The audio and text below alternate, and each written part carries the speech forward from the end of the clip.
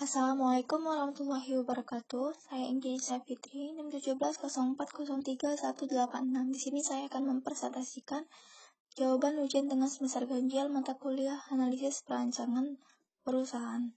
Yang pertama adalah kegunaan studi kelayakan. Studi kelayakan bisnis adalah suatu kegiatan dilakukan untuk menentukan apakah suatu bisnis layak dijalankan atau tidak. Kegiatan ini meliputi identifikasi masalah, peluang, menentukan tujuan, menggambarkan bagaimana situasi bisnis, dan menilai berbagai manfaat yang dihasilkan. Dalam kaitannya dengan bisnis, studi ini bisa digunakan untuk membantu pengusaha mengambil sebuah keputusan yang tepat. Bagi seorang pemula, ini sangat penting untuk menghindari kerugian. Kemudian perbedaan studi kelayakan bisnis dengan studi kelayakan proyek.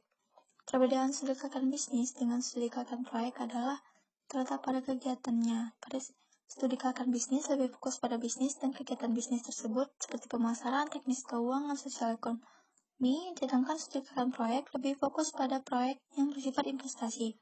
Studi kelayakan bisnis adalah penelitian yang menyangkut berbagai aspek, baik itu aspek hukum, sosial ekonomi, dan budaya, aspek pasar dan pemasaran, aspek teknis dan teknologi, sampai dengan aspek manajemen dan keuangannya, di mana itu semua digunakan untuk dasar penelitian studi kelayakan, dan hasilnya digunakan untuk mengambil keputusan apakah suatu proyek atau bisnis dapat dikerjakan.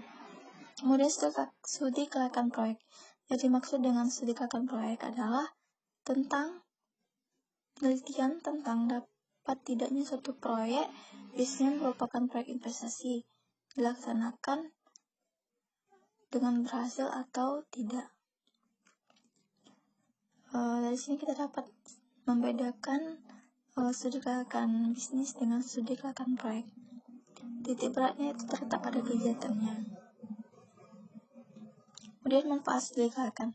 Yang pertama, memperkecil risiko kerugian. Dengan melakukan analisis studi kelayakan, pebisnis dapat memperkecil risiko yang dapat terjadi pada perusahaan, baik itu risiko yang bisa dikendalikan maupun risiko yang tidak dapat dikendalikan. Akibatnya, apabila perusahaan merugi, kerugian yang diterima tidak terlalu besar. Mempermudah perencanaan bisnis. Saat melakukan analisis kelayakan usaha, pebisnis akan mendapatkan segala informasi yang berhubungan dengan bisnis yang akan dirintis, termasuk kelebihan dan kekurangan bisnis yang akan dijalankan.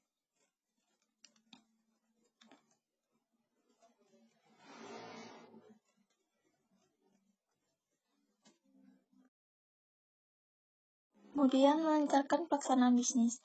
Menganalisis kelayakan bisnis, program-program yang sebelumnya direncanakan dapat dieksekusi dengan lebih mudah. Dari hasil analisis, nantinya pebisnis dapat menilai dan mengevaluasi mana saja program yang dapat dikerjakan, memberikan keuntungan dan kerugian bagi perusahaan. Kemudian mempermudah melakukan pengawasan. Laporan hasil analisis dari berbagai aspek tersebut dapat digunakan untuk pebisnis untuk melakukan pengawasan. Kemudian mempermudah pengendalian. Dalam menjalankan sebuah bisnis, tidak dapat dipungkiri jika pebisnis terkadang menemui masalah dan penyimpangan. Agar masalah tersebut tidak menjadi semakin besar, pebisnis harus dapat mengendalikan masalah tersebut dengan cepat dan tepat. Itulah manfaat dari studi kelayakan. Ada 5 poin. Kemudian aspek dalam studi kelayakan. Pertama, aspek hukum dan legalitas. Dalam aspek hukum, poin-poin yang dianalisis adalah surat tanda daftar perusahaan (NPWP), akta pendirian perusahaan dari notaris, surat izin usaha, perdagangan, dan lain-lain. Kemudian aspek ekonomi dan budaya. Menganalisis dampak yang diakibatkan oleh perusahaan, baik kondisi sekitar. Di sisi budaya, studi kelayakan akan menganalisis bagaimana perusahaan mempengaruhi adat istiadat.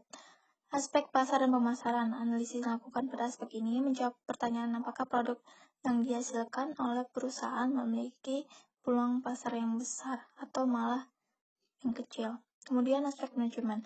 Aspek ini berkaitan erat dengan operasional perusahaan, baik itu pembangunan maupun pengembangan. Dari semua aspek yang dianalisis, aspek manajemen memiliki pengaruh yang sangat besar.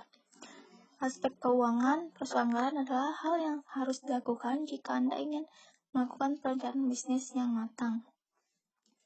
Kemudian materi yang berkaitan dengan studi kelayakan. Yang pertama, manajemen keuangan. Yang kedua, risiko bisnis. Yang ketiga, analisis perancangan perusahaan. Yang keempat adalah marketing. Demikianlah presentasi jawaban ujian tengah semester saya. Assalamualaikum warahmatullahi wabarakatuh.